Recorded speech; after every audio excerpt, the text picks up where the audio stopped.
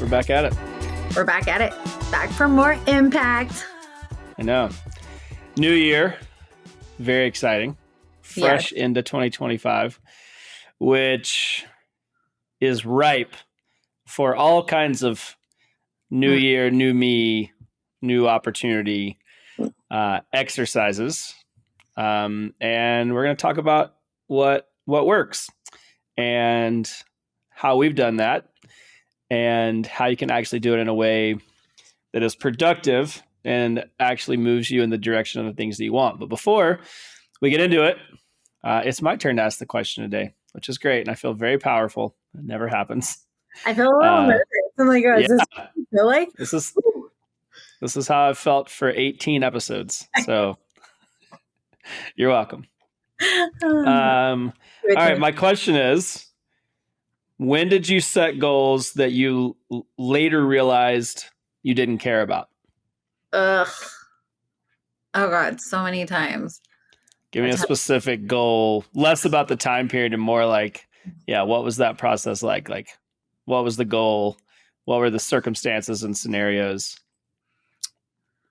Well, the one that jumps up, I don't know if it's the most powerful. I was going to say probably the biggest one, but it's probably not. The one of the ones that was most impactful was when I was planning to launch my second location for my childcare center. We were going to launch in Boulder, Colorado. We had been driving strong on a wait list.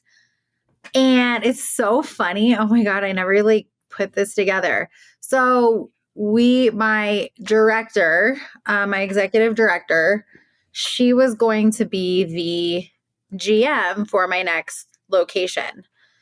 And we had the building this January 12th. We were supposed to put all the things down, right? Like it got real January 12th. On December 31st, I was pregnant with twins at the time. I didn't have my youngest. On December 31st, I went into the hospital because I was having a lot of pain, and we found out we lost the twins. And that was the surgery. They had to do surgery. On New Year's, they did surgery. Literally, I was pregnant, dealing with all this stuff, literally panicking because we were worried we were going to lose the twins. And they're hauling, the EMTs are hauling all these messed up people who are hallucinating on all these drugs in the ER. And I'm like, get me the fuck out of here. People are vomiting everywhere. It was awful. It was terrible. And I'm just I am in the worst place. Can you just get me out of this ER room? So they finally take me up. January 1, New Year's, I had surgery. It was a surgery that literally was the catalyst to me understanding that I had the brain condition that I had. I did not start my second location. 6 months later, not even 5 months later, I sold my business and spent the next year fighting for my life. Couldn't have been more completely just total shift. I never even I forgot that it was on January 1st. I literally had surgery, and then it was a month later I couldn't see. It just snowballed. And I was still pregnant. They found a new pregnant. It was a whole weird thing. I won't go into it, but I was pregnant at the time with our youngest, which was a whole new pregnancy. So I was pregnant for a year while fighting for my life. I had to sell my business, lost my eyesight, had very little mobility in my right arm, left leg. It was a year from hell. And I was just coming off of winning bodybuilding, and I was a total badass. And then life smacked me in the face. So it was totally a flip. I did not know. And here's the thing that I want to start this conversation with. If I would have been clear on my vision, I wouldn't have been moved like I was. I've had other health scares now, and they don't move me. And I'm not saying they're not hard. I'm not indestructible. I get knocked on my ass regularly.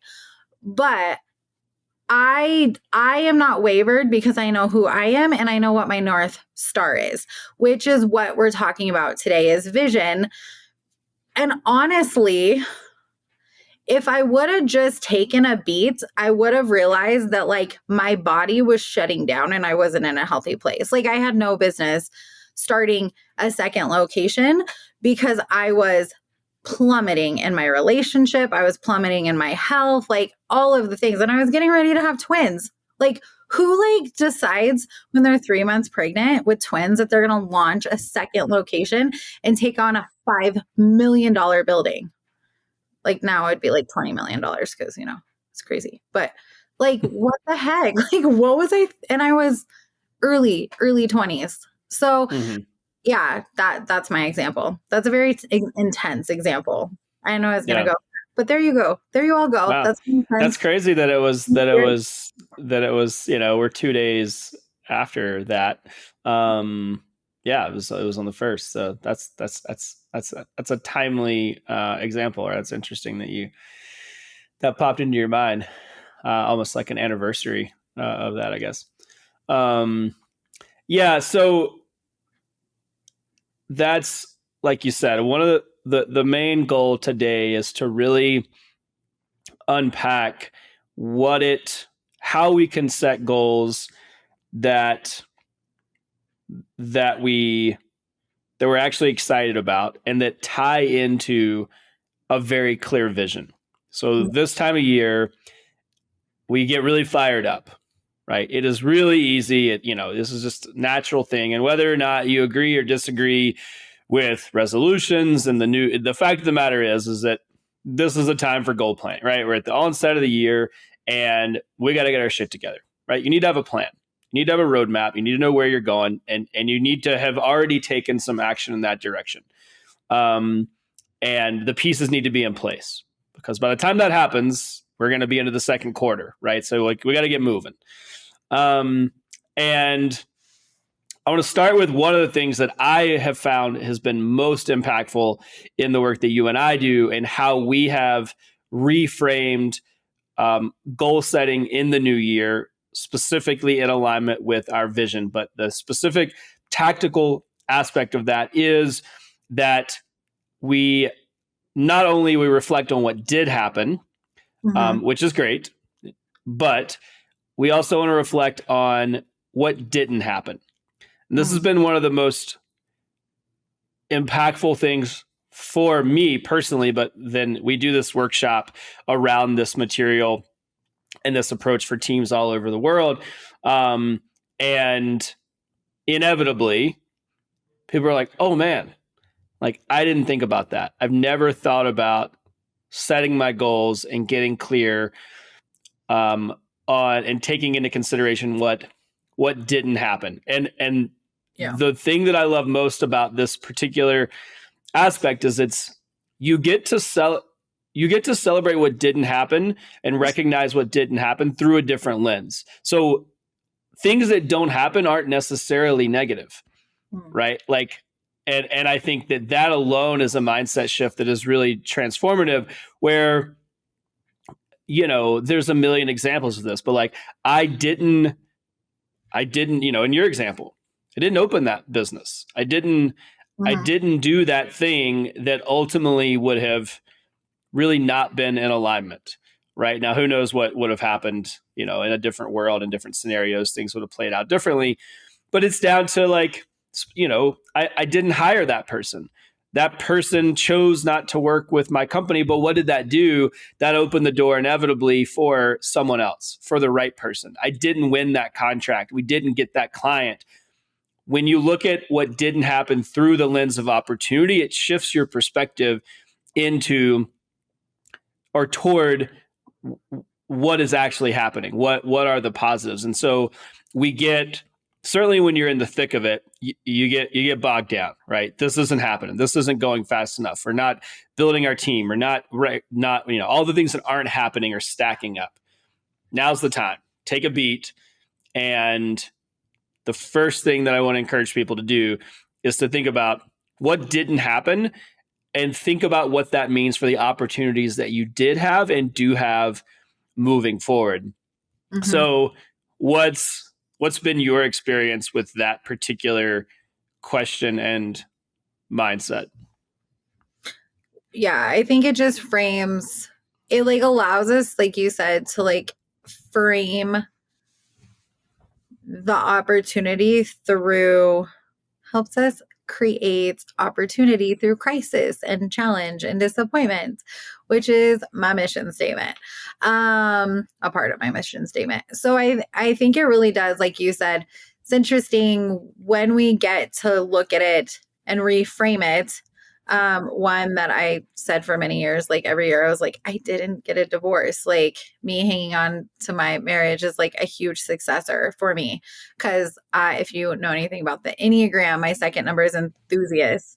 And so anything that I don't like pull the plug on, I like swing. I'll either pull the plug on stuff too quickly or I'll like swing and like stay in too long for the grind. So I think sometimes it can look on like on both sides of that, right? Like I let the thing go. I didn't like hold on to something that didn't matter to me. Um or like even sometimes like we've gotten to the place, I think we have a couple of these examples where like there's clients that like we didn't close and we're like, oof, dodge that bullet, that would have been a pain in the ass. Hmm. Or like Sure. or I didn't hire that person, right? I think that there's all those examples. I didn't move to Florida this year. Good. I'm sitting here in the cold still. No, it's a good thing. We're called to Denver still this year. But Yeah. yeah, like I think that like there's an opportunity to like look at the things that didn't happen and be really intentional with those things and go, they didn't happen this year. Like it's something that maybe I thought was going to happen or I put on like the goals I thought was going to be a part of the vision for this year and it didn't happen. And then asking yourself like why? What does that mean? Do I still want it? Like you said, um like your question, what was a goal that like you thought you wanted but you actually didn't? And like the reality when I look back, despite the brain condition and all the chaos health wise, I did not want to be in that industry. Like I was just taking the next step to take the next step. And how many Hmm. times do we take the next step because we're like, there's no other option. This business has to work. Like we just have to take the next step because this is what I've decided to do. And like I'm just going to do it. I'm going to finish I'm going to finish the line. I'm going to cross the finish line. I'm going to take that next step. And instead of going, do I even want this? Is this something I want to put down? Honestly, what would it look like? You know, it's a question that I love. Maybe we even add this to our workshop. Um, is like, who would I be without this? Hmm.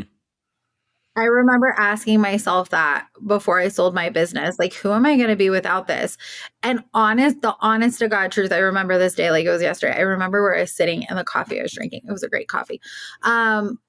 My answer was free. Like I was in the middle of dying, like thinking I was going to die. And I was selling my business and I was like, who am I going to be without this business? And I was like, free. It was such a surreal moment. I don't think I knew it was Hmm. surreal at the moment. Looking back, it's very surreal. But Hmm. who would we be without the thing that we have in front of us or that we didn't accomplish? I think those are the kind of questions that I love to ask myself during this time because doing the same thing over and over again, expecting a different result is still insanity. And how many times do we show up to vision and we're like, check, let's do insanity again. Let's go. That's not fun. Yeah. How? Right. Yeah. So that's my answer. Yeah. I think that's it's something I want to lean into. I mean, they're like doing things. We set goals often from a place of the fact that we think that we have to do them, right? Like we're like, um, I mean, that's why you and I both, and I know everybody has different opinions about this, but New Year's resolutions are shit because you're not connected to them. That really is why, right? Like you have to care about it. If you want to your New Year's resolution is to get a six pack, like you better be damn well sure you're committed to the work required to do that. If you don't really care about it, and you're not really committed to it, and it's just something you wrote down, then it's not going to happen, right? And that's why most of them fail, right? That's why the gym is empty there, in February. Like, and that's not me, knocking people. I'm using that to say, let's think about our goals critically in alignment with our vision. Are there things that we're really connected to? Are they things that we are actually committed and excited to see through? Mhm. And do we also think that, are we giving ourselves the time required? This is another piece of the puzzle is, we accomplish, what's the saying? Like you always say that it's like, well, you accomplish a lot less in a year and a lot more Oh yeah, or what is it? yeah. We can accomplish a lot. Oh gosh, I'm gonna get confused.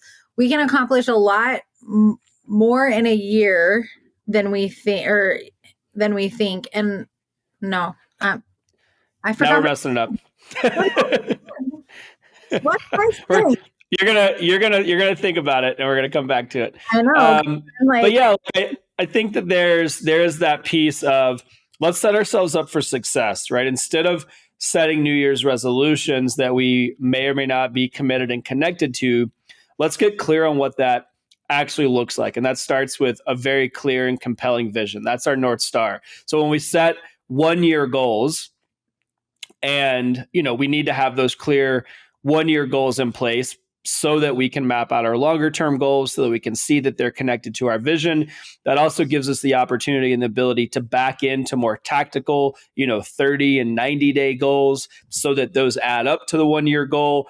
Let's make sure that they're things that are meaningful, right? Let's make sure that there is that through line, there's that bridge that we build from the 1 year goal that connects to 5 and 10 to ultimately the legacy that we want to build, in our vision. Then, and also, what can we do today to move us in that direction? And again, now when we reflect, one of the other question that I love, that is, what do we want to do more of? Right. So each year is not a wholesale change, right? I think we get lured into thinking that, and building our goals around the fact that every year has to be different. The fact of the matter is that I think it's really good to roll over some of the things that have worked, right? We have built new skills, we have developed new relationships, we've developed new tactics, new, mechanisms for moving ourselves forward through the world. What part of that is working? And let's take a second to reflect on that and understand, what do we want to do more of, right? And that's been the other big piece for me, is specific to how we structure these end of year wrap ups, is, what do you want to do more of? mhm. And for me, those have really helped me on kind of the personal side. I can answer that question specific to business and my goals there, but it's, what I want to do more of. I want to walk with my dog more, right? I want to cook more dinners at home with my wife. I want to, share more meals with friends. I want to, travel more, right? Like, what, there's things, and I'm like, okay, great. Like, I can do something with that, right? Like, I can actually build goals and start to really shape my calendar around the things I want to do more of. And that helps inform other decisions around, specific goals. Did you get the time parameter? Yes. Okay. Okay. What is it? Share it. I looked in our workbook because it's there, because I say it all the time. Most people overestimate what they can do in 1 year and underestimate what they can do in 10 years. There we go. That's what I was trying to get at, because time sensitive, like time linked goals, I think we also overdo our 1 year goals, Yeah. where that's like 25 things. No, like, get a few, 4 to 6 really specific, very clear, vision based goals that you can move on today. Mhm. Because a year is nothing, man. I think about, like, it flies, like, it is nuts how. And I think this is a bit of a function of, I've heard people that are older than me, like, I think it speeds up as you get older, but certainly, like, I'm like, man, a year, like, I'll throw a year, a year just feels like nothing. I'm like, oh yeah, like, A Yeah. year, right? Like I'm throwing years around like they're no big deal. Like I feel like I used to throw like days and weeks around because it just, and I think certainly if you want to do things that are really meaningful for yourself personally in your career, it takes time. And I think that Yeah. making sure that you are setting yourself up for success when it comes to goal setting, again, not overloading those 1 year goals. Like how many, you see all these things on Instagram and stuff, like people's lists are like a mile long. I'm like, don't be it's jack of all trades, master of none, right? Like, how about do like a few things really well and go really deep in alignment with the things you care about versus trying to do 30 things and only really doing like one halfway.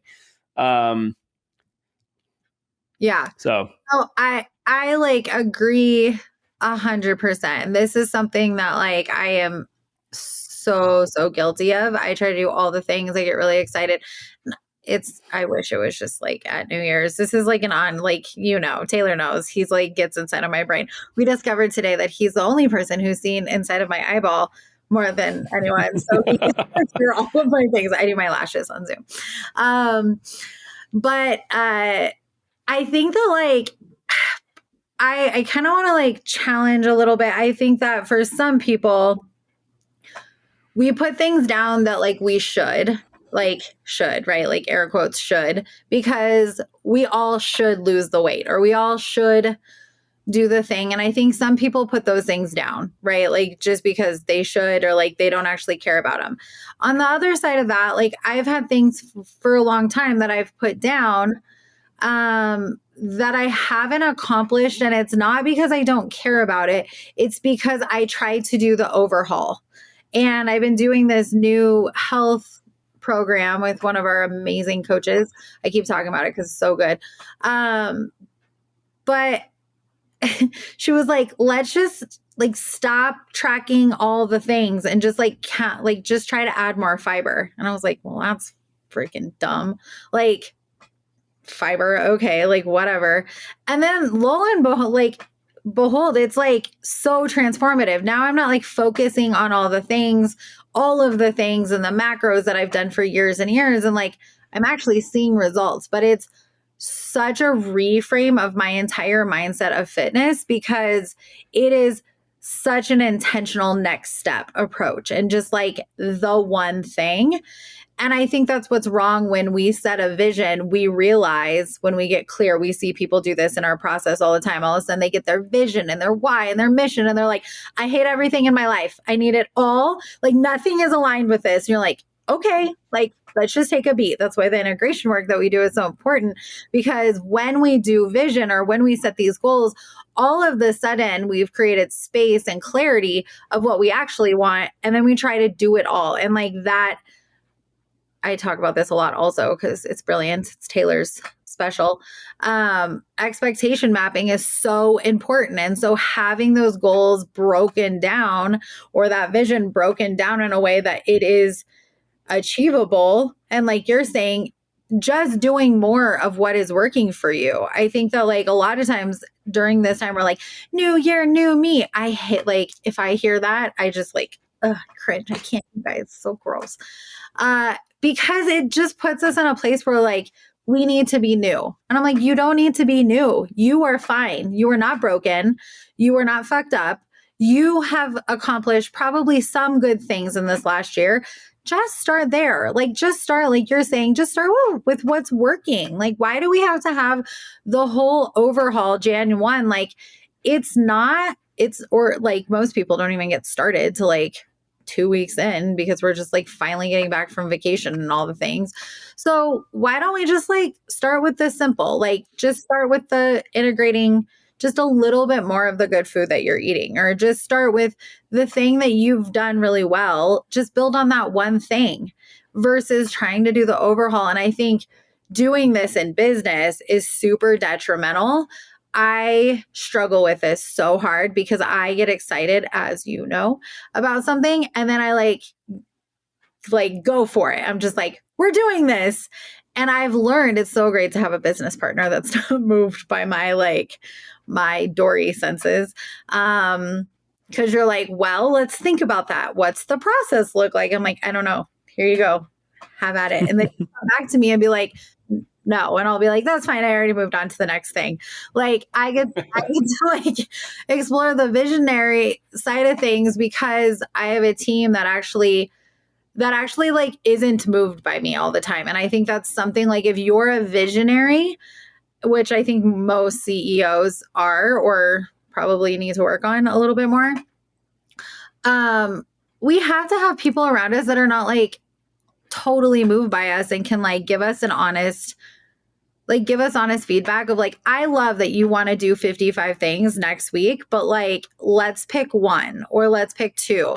Cause I've had the years where I'm like, overhaul of the business, and no one was next to me that was like brave or bold enough to be like, you're a lunatic, take a beat. And I think that that can be really detrimental. Or there's the people on the other side, like, I don't think this is you by any means, but we've worked with people like this where they just dig their head in the sand and they're like, I'm not planning. I'm just going to keep doing what I'm going to do. And that doesn't work either. So I don't know. That's something that I've gotten on the like too much, too fast, all the things right now. I've gotten too caught in that. Not really Yeah. a health perspective, but like, I mean, what? I think that's a good takeaway. Like, I think that's how a lot of people approach goals at the onset of the year, right? It's like, I'm going to do them all right now. And I'm like, well, you don't have to change everything about your, like layer again, like let's be specific and measurable. And because I think that is part of the reason that it is hard to see those goals through is at that pace and that intensity, it requires like a wholesale change of your life, right? Where you're like, okay, I'm going to do this different in my work, and I'm going to go to the gym every morning at 4, and I'm going to eat cook dinner every night for my family. I'm going to, well, like now you're living a different life. Like that's going to be really hard because you've now just like layers, right? Like, yeah, absolutely. Like those, you can, like you can probably have a lot of those things, but like let's focus on like what's in alignment with realistic expectations, like you said, like expectation mapping. And I think that's people, the cart outruns the horse, right? It's like a saying my granddad used to use. It's like it got away from you, right? Like now you don't have it anymore. Like it outpaced you.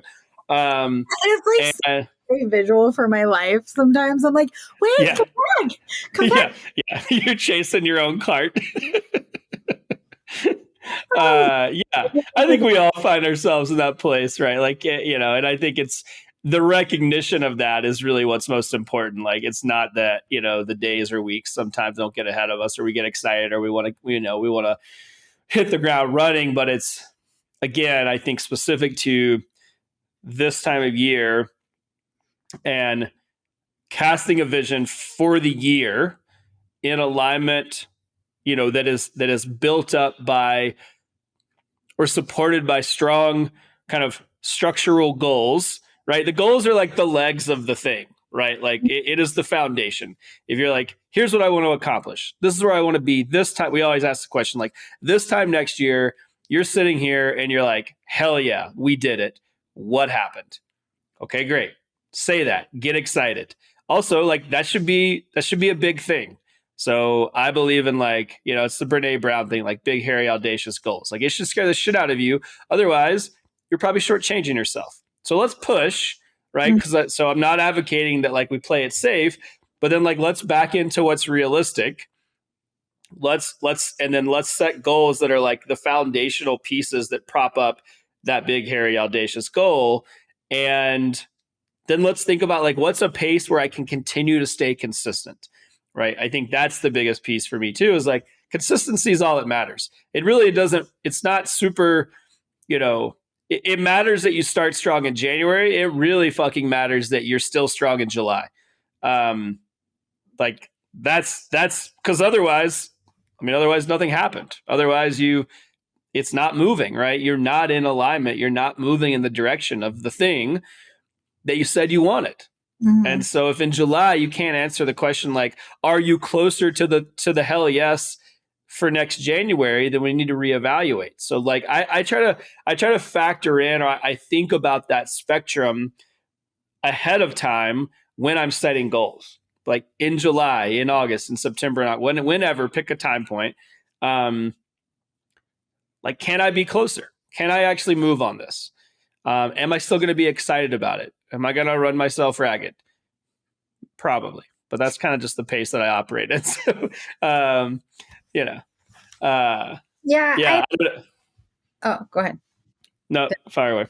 I think the other thing, and this is one of the questions that we ask around this time, is like, what do you need to prune or let go of? And like, I to actually get that, I think the other thing, I'm like just hearing your process. I'm thinking about, you are really good at like looking. I'm like, oh, I should do that more. I just like assume it's gonna be done. Like I don't. I'm like, it'll be done by July. It's fine. Like let's put it down. It's gonna be done. I know it's a year goal, but like we'll have it done by July. Like I have a little too much confidence sometimes. But I don't. I also don't do a great job in something that I've really tried to work on, probably because of the story I shared earlier, is like, when you have big things in your life, are you making room for them? Like, what do you need to make room for? And I just like always picture we did this photo shoot for the carpet cleaning company years ago. And like, they just took pictures of me, like in my habitat with like basic normal shit that was like in my hands. Like the brand there is Champion Mom. And like, I had like all of my kids and like the neighbor kids were like naturally over, and I just had all of this shit in my hand. Like I should dig it up, it's somewhere. And like I just had all of this stuff in my hands, and like my husband is like handing me something else, and I'm just like it was a literal picture of like Taylor's like, you're like the bad I've boy. seen it. I've never seen so many items in one person's arms at one time. But that is like the visual that I think that most of us should have, of like, just our arms are just like so full, like up to our neck. And we're like trying to like cram one more thing. And yet if that thing is big enough, it's gonna like knock something out of your hands. And sometimes that thing that it gets dropped is the thing that's really important, and it gets broken. And I don't think that for me, I'm saying me, I don't think about those things when I'm trying to cram one more thing on top, realizing that like the most breakable, valuable thing to me is about to fall. And I just have to stop. And like we say, prune to progress. Like you have to just stop and think about what's not serving you. And for me, that's so hard. Like I I just hate letting go of things sometimes. You're like I really want to fit this in. Really want to fit this in. Also, I have to realize, we talked about this last time or in one of our recent, like I really want to fit in the sourdough thing. But also like, what has to give if I do that? And like sourdough thing is like a joke. But when we're looking at hiring a new person in our business or adding that product that like everyone keeps asking for, what falls? What gets taken off of our plate? Or maybe we have to hire another person because we want to do that thing. And can our budget handle that? Or is that going to be the thing? Is our like bottom line going to be the thing that falls and breaks? And that can't happen. So we have to think those things through. And then once we decide we're going to let it go, I think the next piece is grieving it. And like no one wants to talk about this process. Like it is really, I shared that story earlier, and like I'm already having like vulnerability hangover. I'm like, oh shit, that was like a really hard time. And what I didn't share was like how hard it was to let go of my baby. Like that was like, not my physical babies too, but like my business was my first business, and that was so hard to let go of. Now I'm so grateful for that season, but there was a grieving process there, and I don't think that we want to talk about that as leaders. It's something that we're like, okay, next, we just want to hit the next button, or like give me the next thing. And I think that our minds right now, because we're in such a like consumer based environment most of the time, we just don't think about the true grieving process. And when we let go of something big and something that's meant a lot to us and something we've worked really hard for. And I think that can be really challenging. I even found myself telling my dad the other day, his dog is getting ready to pass away. And I was like, get a puppy.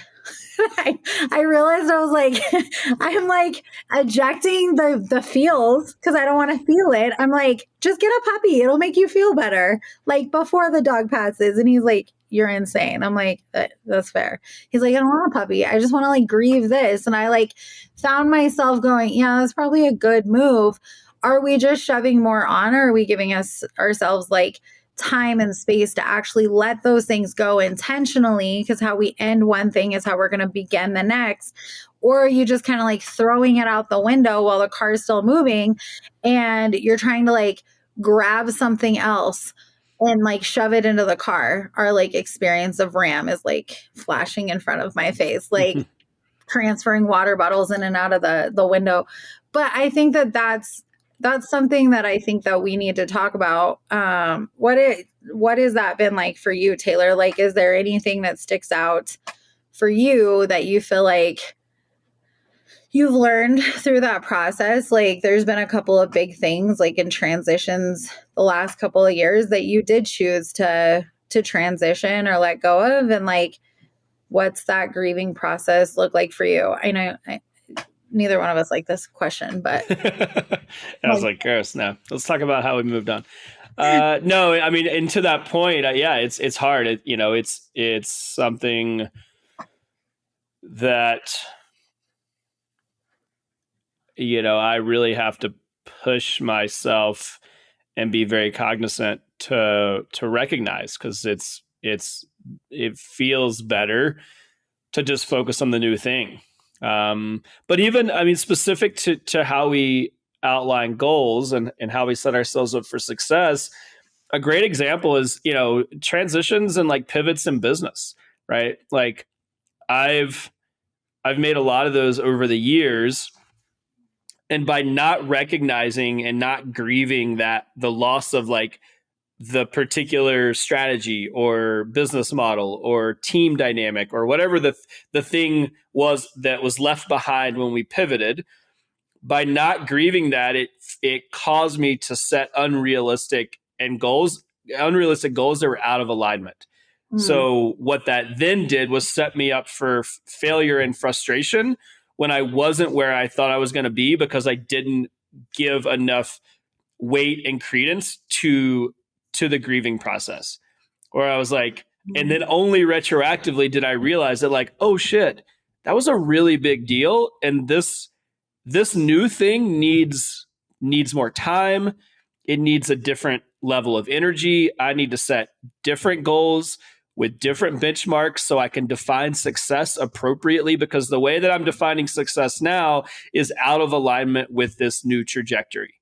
And I've done that several times, unfortunately, where I've realized later, like somewhere in the year, I was like, man, this is frustrating. Like I'm dropping the ball. It's not working. I'm not reaching my goals. I'm not hitting the benchmarks that I set. I didn't set the right goals because I didn't recognize that the thing that I did was really much more radical and much more impactful than I gave credit to. Had I stopped for a second, had I grieved, had I taken into consideration the impact of those decisions and what it looked like to move forward, I would have set different goals, and I would have been much more satisfied and much more fulfilled and much less frustrated, because again, it was that expectation mapping, right? My expectations were not in alignment with what was realistic. mm, And I set goals from an unrealistic place. I didn't take a second I didn't take time to align expectations, and it set me up for failure out of the gate. And I was continually frustrated month after month after month. And there's been some really big versions of that, right? Like to the fullest expression of that is like changing a business model or like launching new arms of a business and like not recognizing that those things are massive, and that parts of that business that I cared deeply about had to die for that new thing to happen, and the goals need to be different. So yeah, it's something that I'm not great at. I have learned a lot, and I've gotten better at it because I have been so bad at it. But I do have to be really, I try to be really aware of that because it's bit me in the ass before. And it sucks. I mean, it doesn't feel good to feel like you're failing all the time. That's the power of goals connected to a clear vision, right? Like it comes back to clarity. Mhm. Had I been clear, had I taken a second to reflect and process and grieve from a place of my vision, and then backed in, like that would have changed everything. But I Mhm. didn't. I just pushed forward. I was like, New Year, let's go. We're doing it, right? Like push. And I think that's how we come in. We come in hot. And like you said, we come back from vacation, the holidays, and we're all hopped up on new ideas and Christmas cheer and all the, and then we're like, let's go. And like, and like, yeah, we come in too hot. Like you gotta take a beat, and you got that alignment is really, really critical. So that's what I want for people. That's why it matters to me that we take these exercises seriously and set the vision that actually moves us, because I want people to feel excited and connected to the things that are moving them forward throughout the entire year, so that rolls into the next year. And that, right, there's a momentum there that is really important. And if you set goals that are out of alignment and you feel like you dropped the ball all year long, you didn't make it back into the gym in March, and your New Year's resolution didn't pan out, like let's think about those two worlds, right? Like which one feels better? Which one's actually going to move you towards the things you want? The one where you feel like you're dropping the ball because you set goals that were, outside of your expectations, or you didn't take into consideration all of the things that happened and you didn't take a second to reframe and get clear on your how that connects to your vision, or the one where you're super clear and the through line is there and you can see how that works, and you've set your expectations appropriately and realistically. Like that changes how you move through the world. It changes how you feel about yourself. It changes how you connect with important people in your life. And I'm not saying it's not going to get hard or you're going to have months where it feels like you're fucking it up, like, I mean, then like life unfolds and the human condition happens and we have to adapt. But there is so much value in trying our best to really get ahead of it, right? And be really clear and get excited and be connected to that. So yeah, that's, for me, it just comes down to like a genuine desire for people to like feel good. I think the way that we approach goal setting just sets people up for failure most times. And Yeah. that just doesn't feel that great. Like, you mean to tell me like before we get out of Q1, people are already feeling shitty about themselves? Like that doesn't seem like it's really like, like why are we doing that? Why don't we? So, I mean, that's why we do this exercise, is like, let's think differently so that we can have different results. It doesn't have to, we don't just have to take at face value this approach. It's like new year, new me. And then February comes around and you're like, I guess it's not a new me. Oh well. I'm like, or let's make some changes. Let's think about things differently so that we can actually be different. I think that's the thing that is challenging, and I just like look back at the times that I didn't have a clear vision. And one thing I want to be very clear about is like a vision is not meant to be done in a year. Like to the quote that we can remember earlier, that most people overestimate what they can do in a year and underestimate what they can do in 10. Well, if we underestimate what we can do in 10 years, we wildly underestimate what we can do in a lifetime.